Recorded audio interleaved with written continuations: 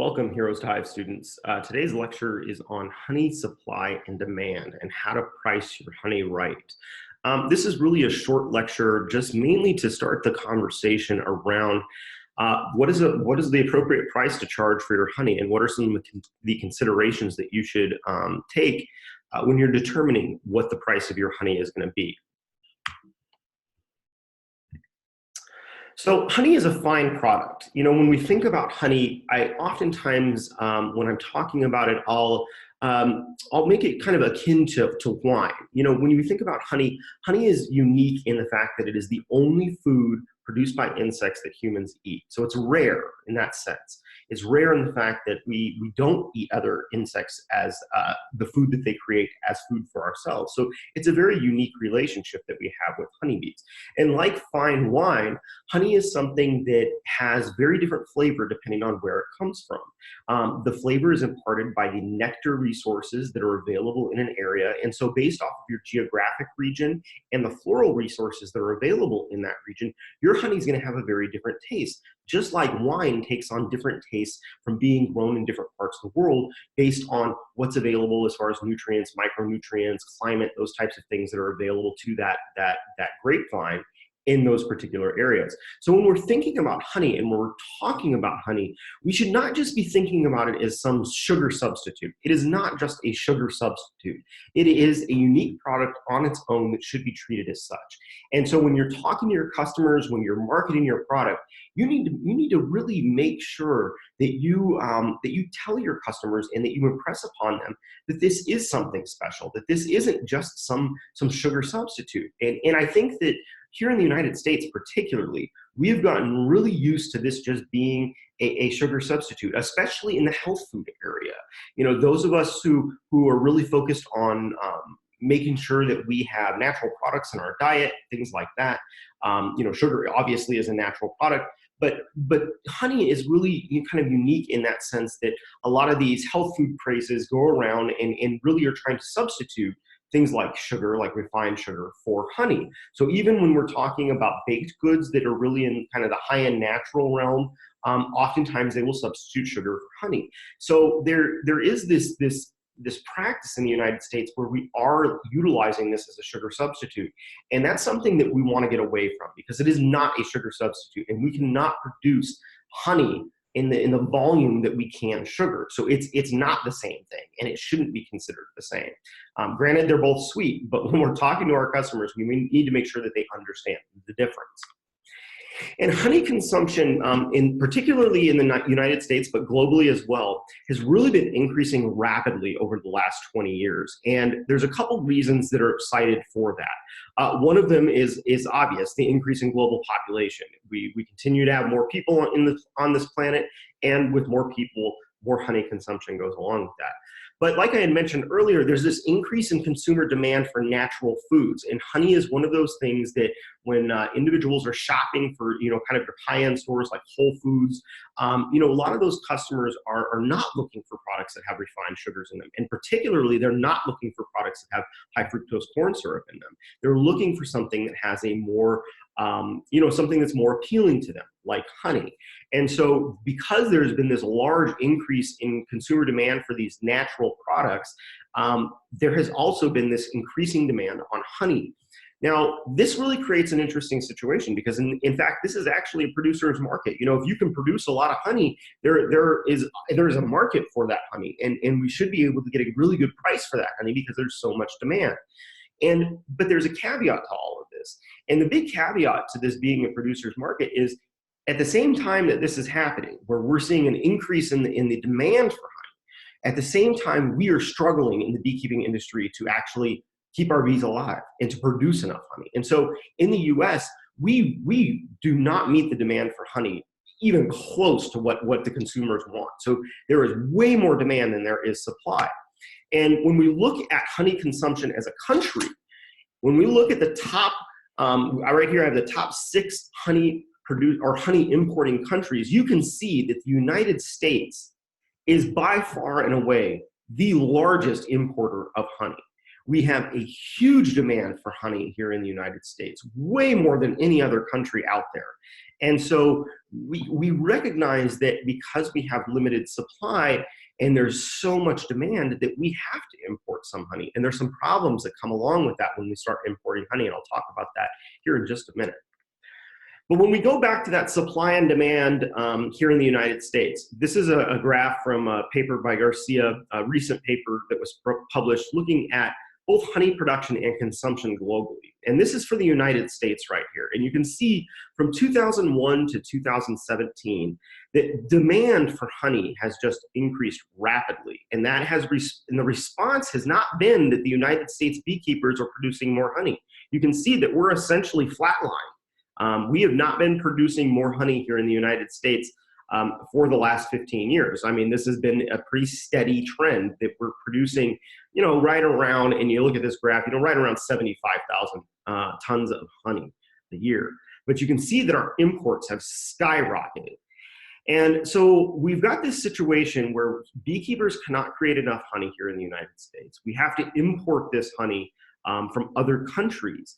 And really what it also has also created is a market in the United States that is prime. We basically will purchase anything you can get us. And a lot of problems arise when you take that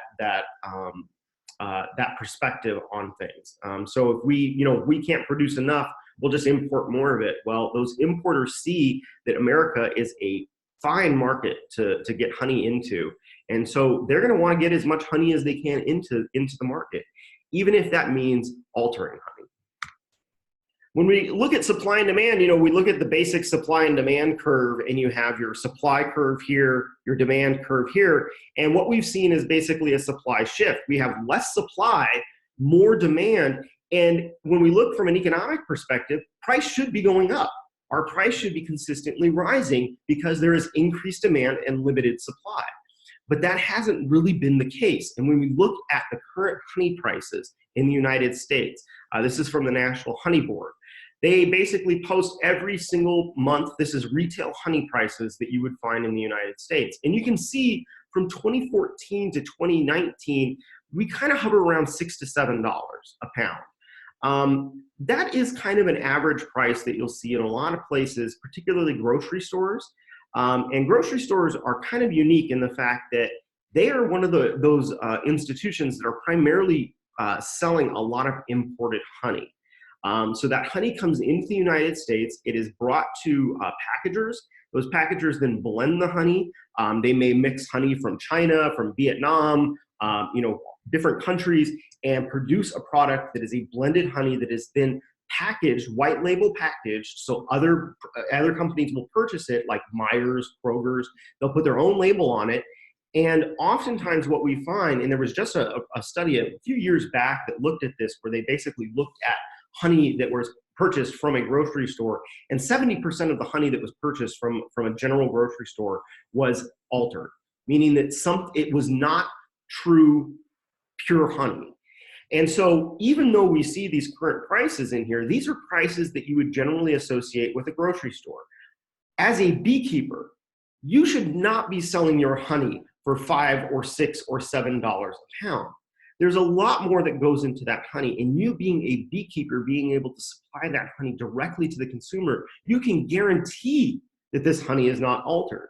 And that's really important. So educating your consumer base when you're talking to your customers and letting them know that, that stuff you're buying off the shelf in the grocery store, most of that stuff is not actually honey. Most of it has something added to it.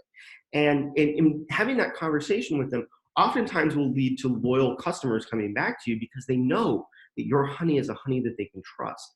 We have a sticker actually that we put on a lot of our bottles for my own personal business that says, if you don't know your beekeeper, how do you know it's pure honey? And that's really what it comes down to. We are in a situation where there's so much demand that there is so much altered honey getting into the market that you have to make sure that the consumers know that, buying it from me, you're going to make sure that that is pure honey. That's not going to be altered honey. So this $6 to $7 range here, this is very low. This is not something that you as a beekeeper, direct marketing to consumers, I would never sell my honey for this much. What I generally tell folks when I'm working with them, and students included, is that $10 a pound should be kind of the baseline. Unless you're packaging in really cheap packaging, $10 a pound is a pretty fair price for local honey. Now, depending on how you market it, packaging and things like that, that can change a little bit. But I would recommend $10 a pound is a good starting price to think about. Now, there's obviously competition on the market. You may have another beekeeper at a market that you're at selling their honey for cheaper. But I would really, really encourage you to value your time, your effort, and the effort of your bees by not undercutting yourself. You can sell cheap honey all day long, but the fact of the matter is that you may probably not be covering your costs at that point. So that's something you also need to consider as well, is what are your costs going into it? So adulterated honey, it is a big problem. And for those of you that have Netflix, there is actually a show on Netflix called Rotten, and you can look it up. In the first episode, I think they have 4 or 5 episodes in it, but the first episode is on honey, and is exactly on this, honey adulteration due to increased demand and limited supply. And what that video really goes through, and it's a great episode that they have there. It's about an hour-long episode just on honey. You'll learn all sorts of interesting things about how honey is being imported, how it's being, massed, coming from other countries. One of the things that really kind of impressed upon me is a lot of China is the biggest honey exporter in the world, by far. And a lot of the altered honey that's coming out of China doesn't actually have a Chinese label on it when it comes in the United States. They may ship that to another country before it gets shipped to the United States so that it can have a different label on it, so that it is not looked at as a potentially altered honey, because most of our altered honey comes from Asia. As far as a target for adulteration, honey is ranked as the third highest target for those trying to basically alter honey, basically adding some sort of a filler. And basically this is the same MO that a lot of drug dealers use, right? You have a product, you cut it with something else, and you sell it because you're increasing volume. And that's the exact same thing here. They're cutting it with something that is not honey to increase volume so that they can basically make more money off of their product. And it's really risky. The other 2 products that are actually altered even more so than honey, milk and olive oil, which are really interesting.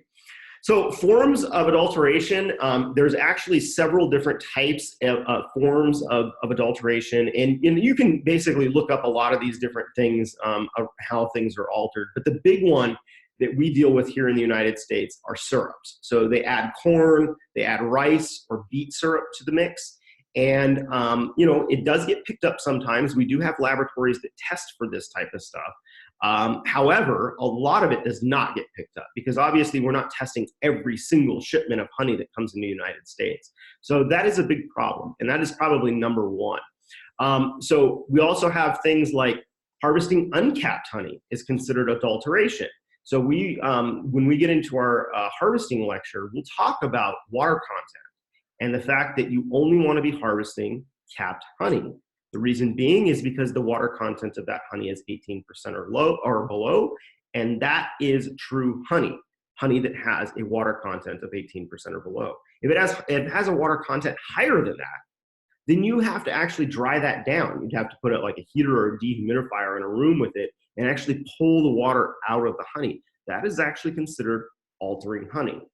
That is not pure honey at that point. So when we talk about harvesting honey, make sure you're harvesting capped frames, and that's something I'll impress upon you when we get to that lecture. Ion exchange resins for residue removal and lightening color. So this is a process that individuals will go through to actually remove residues that are in the honey and lighten color. Again, altering honey. Misrepresenting the geographic or botanical origin. So what I had mentioned earlier, individuals that are exporting honey from China may actually import it into Vietnam and then export it from Vietnam to the United States, and it then comes under a Vietnam flag when it's introduced into the United States. And so it's not actually picked up as Chinese honey. That is a misrepresentation of a product, and it is considered adulteration. Botanical origin is also something that really can get kind of tough to determine, but it does happen. So this would be something like varietal honey. So individuals that may say, oh, you know, this is sourwood honey, which is a premium honey. I mean, we're talking a very expensive honey here in the United States. Sourwood honey, you're going to get way more per pound than you would for your general wildflower honey. So there's motivation for individuals to actually say that this is, you know, a varietal honey when in actuality it's not. So botanical origin is also a problem as well. The last one, and this is something that you should be very, very cautious of as a beekeeper, is feeding syrup during the nectar flow. So when nectar flow is on, you should not be feeding syrups to to colonies that you are going to be harvesting honey from, because that syrup is being stored as honey, and when you go and extract it, you're not really extracting honey. You're extracting basically sugar syrup. And that is altered honey as well. Now, there are tests for all of this, and there are some good labs here in the United States that do very good job of testing honey. However, like I said before, they're not testing every gallon or every pound or every ton of honey that's coming into the United States. They're taking samples, representative samples of, say, bulk shipments. And so they're not catching everything. And that's where that adulterated honey basically makes it into the market. So what this all comes down to is your job as a beekeeper and your job as an individual who is direct marketing to consumers. And most of you are going to be in this boat where you're setting up at a farmer's market, you're selling to friends and family, folks at work, things like that. Marketing your product is really important because that's how you're going to be able to value that product. You add value to your product by basically things like packaging, knowing your sales outlets. So, what kind of outlet am I in? Am I kind of in a boutique food store, or if I'm in a general market? And then also certifications are really important. So packaging really is a thing that is preferential. So what I always tell folks is when you're dealing with costs of packaging, whatever you pay for your packaging, you should double that when you incorporate it into your cost. So for example, this is a shot of a table that we had at a farmer's market that we do markets all around the state. And you can see that our honey is bottled in muth jars, which are expensive jars to purchase. And so we incorporate that cost of our packaging into our price. And that's really important to consider because, when a customer looks at that packaging, it's a nice packaging. It's something that's a little bit different. And so there's added value to that right in the packaging. And consumers really do pay attention to packaging. If you don't think that consumers pay attention to packaging, you should walk down any grocery store aisle, and you'll see that packaging is actually one of the biggest things that get individuals to purchase something, is how it's marketed to you through packaging. So nice packaging goes a long ways. Now, that doesn't mean that you have to buy the expensive muth jars to put your honey in. Maybe you just want to put it in mason jars, but obviously that would be a lower priced honey because it's in a more inexpensive packaging. So make sure that you consider what the cost of your packaging is when you're trying to develop a price point that you're going to be selling your honey at. Know your sales outlets. So for example, some sales outlets, you're doing direct marketing. If it's you selling the product directly, sell it at your full price. But if you're selling wholesale, maybe to another market, for example, we do a CSA with our business with a local neighborhood center, and they do 2 distributions of our honey every season. Well, the distribution of that honey, we sell pound jars there, which we sell our pound jars for $15 a pound. Because we have a wholesale contract with them, we actually knock the price down a little bit so that they can basically give it to their consumers at the same price. We want to make sure that our honey is always at the same price, no matter where you purchase it from. So we actually sell it to our wholesaler, the partner in this relationship, for $12 a pound. So knowing your sales outlet and who you're selling to is also going to play in the price. Now, I will say this as well. We generally will not discount our prices at all, no matter where we're at. We always want to make sure that our price points are the same, no matter where a customer purchases our honey from. Maybe it's at the CSA share, maybe it's one of our retail outlets, but we always want to make sure that that price point is the same. So we may work individually with wholesale accounts to actually get a price point that works for them. but still is profitable for us. So, you know, there's a lot of latitude here to work with organizations and with your sales outlets to make sure that a price works for you and works for them. Certifications are really important. So things like, you know, if you're organically certified, which is very tough to do from a honey production standpoint, because, you know, your foraging range is 3 miles, and that means that the land around you for 3-mile radius needs to be an organically certified land. So that's very tough to do unless you live in the middle of nowhere. I know one beekeeper in Michigan that is organically certified who lives at the tip of the Keweenaw Peninsula, out in the middle of nowhere. So there's how you get organically certified. However, there are lots of other certifications out there, and you can see it on this table. I have 2 of them. One of them is Homegrown by Heroes, which is a national certification for military veterans, veteran-owned businesses that are in the agricultural industry. And this certification is offered through the Farmer Veteran Coalition.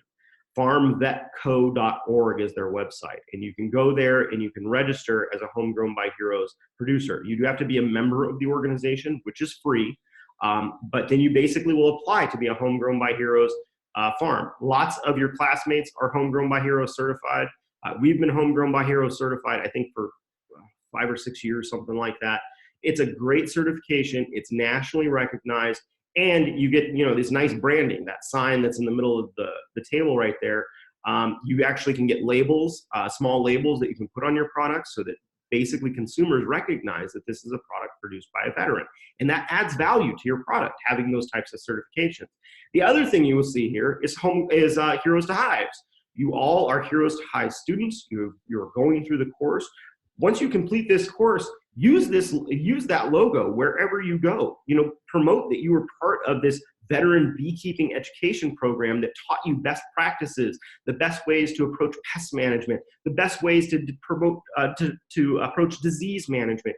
You learn a lot in this course, and you can communicate that to a consumer that you have been part of a course that has trained you to be a steward of honeybees, and that's really great. So certifications really matter a lot. Things also to consider here in Michigan, if you're living in Michigan, MEAP certification, the Michigan Agriculture Environmental Assurance Program, is a great certification. It's a farm certification, so they certify the whole farm. But if you have that certification, you can basically tell your consumers that you own an environmentally friendly farm, that the practices that you have on your farm have been verified by the state of Michigan and meet their requirements to be considered an environmentally friendly farm. So those are some certifications to think about. Many of you in other states, I'm sure, have other certifications like the MEAP certification here in Michigan as well. I would contact your Department of Agriculture. They will generally be the individuals that handle those types of things. All right, so this is really where we're going to wrap it up. So how to price your honey. So first, you need to consider your market. Where are you selling it at? Who are you selling it to? Is it a retail sale? Is it a wholesale sale? You also really, and this is what I think is probably the next 2 are the most important, I think, overall. Communicate the worth of your honey to consumers. You all are doing this, well, you're doing it all for different reasons, but I think most of us who are beekeepers do it because we care about bees and we want to support honeybees and U.S. agriculture. This is our opportunity to continue serving our country by protecting the most important managed pollinator on the planet. And from that, we get honey that we are able to sell to consumers. So communicate that passion to individuals. Communicate why you're a beekeeper, what you're excited about, what you see in the hive. Consumers love hearing this type of information. We're information junkies when it comes to human beings, especially in the technology age. So sharing information with your consumer base is really going to add value to your honey. If you just sit there, and I see this all the time when I go to farmers markets, don't be that honey producer that sits there on their butt 8 hours during a farmer's market, never says hi to a customer coming by, may ask a few people if they want to try some honey. Don't be that person. Invite people into your table. Invite them to taste your honey. Share the passion with them. Share what the bees are foraging on. What does your apiary look like? How long have you been beekeeping? Why are you beekeeping? These are things customers want to know. And these are things that will add value to your product. The story is huge.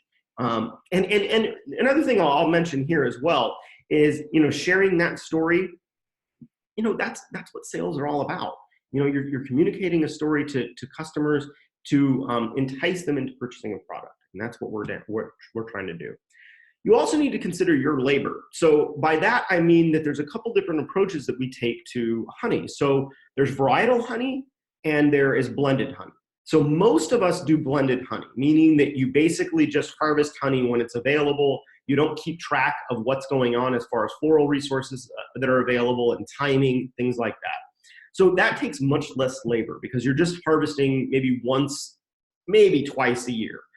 Once generally, but maybe twice if you have a really good honey flow. So if that's the case, that is a less valuable honey. So it should be priced appropriately because it's a blended honey. It is not a varietal honey, meaning that it's from a certain time or a certain flower.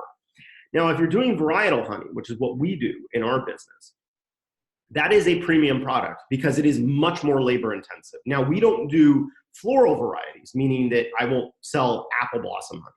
We do seasonal varieties. So we actually harvest once every month during the summer, June, July, August, September, all the way to October.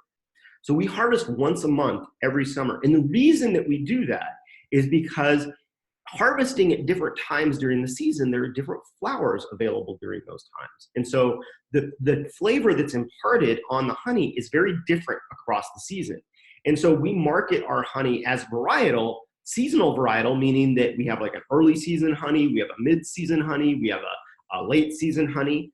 And during those times, what we do is when we put those honey supers on, I assess what's flowering in the landscape. And when I look and see that, apple blossoms are blooming, I know that my bees are foraging on them. Now, there is also a little bit more that goes into this. And what we've started doing last year is I have I'm in the unique position that I've been trained in a lot of these analyses that go into honey. And one of them is pollen analysis. So you actually can determine what floral resources your bees took honey from by analyzing the honey sample under a microscope. And under the microscope, there are these small pollen grains that are incorporated into the honey that can't be seen with the naked eye. And what we do for our honey is I actually bring our honey samples into the lab and I will sit there and identify pollen grains. Now that is a skill that takes years to learn how to do. It is not an easy process. It is almost a lost art at this point. You're finding more and more that very, very few individuals, particularly, even individuals like myself, entomologists that study insects for a living, very few of us have actually been trained in this. And I had the good fortune of having a friend, Tom Wood, who is actually in Belgium now, who actually was trained in pollen analysis that trained me. So we actually analyze our honey to determine what's in it. And what we'll end up doing is when we're marketing this, that $15 bottle that you see there, we'll talk about exactly what the floral resources are that came from. Maybe it's basswood honey, which is a premium honey. And we do get basswood honey at one of our apiaries. And you need to communicate that. If you're interested in doing varietal honeys like we do, another way to actually determine what's in the honey, and you need to know what's in the honey because you can't just be throwing nonsense at consumers. They'll pick up on that really quickly. You can also send this into laboratories. So there's several laboratories around the United States that actually will analyze honey for you and tell you what's in it, including things like pesticides and things like that. So you can do that as well. But that varietal honey is a premium. It's not a $10 a pound honey. You can see here, these are the three sizes that we offer our honey in. We offer it in a 4 ounce for $6, an 8 ounce for $10, and a pound for $15. And $15 it's a little on the high side for pounds of honey, but because it is varietal, it is definitely worth it. And I will tell you, we sell out of our honey every single year. I have never gone into a year, and into another season with excess honey. That is not something that we have a problem with. Now, that is not the case for everybody, but I have the good fortune of having a great partner in my business, my wife, who runs our business full time and does a very good job at selling our products. So being a good salesman goes a lot into being able to price your honey as well. But really being able to communicate, what the worth of the honey, whether it's varietal or blended. There's nothing wrong with blended honey. Wildflower honey is generally something that you can classify it as. But those varietal honeys do bring a premium in. So when I'm looking at basic costs, I would say if you're doing blended honey, $10 is a good price point. If you're doing varietal honey, and I mean real varietal honey, whether it's by floral type or by seasonal variety, that is a premium product, and so you can charge a little bit more.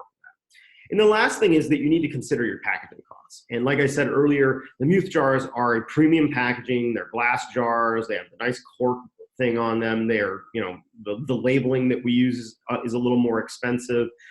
So if you're using expensive packaging, double that cost and incorporate it into your price. If you're using less expensive packaging, even if it's just mason jars, there's a cost associated with mason jars. Double that cost and incorporate it into your price. All right, so that is our lecture on honey pricing and supply and demand. I hope you got a good indication of what's going on in the market. Like I said, really this lecture was just kind of to educate you on where we're at. Basically, that there's way more demand than there is supply, and don't undercut yourself when it comes to pricing. I hope you enjoyed the lecture, and I'll see you at the next one.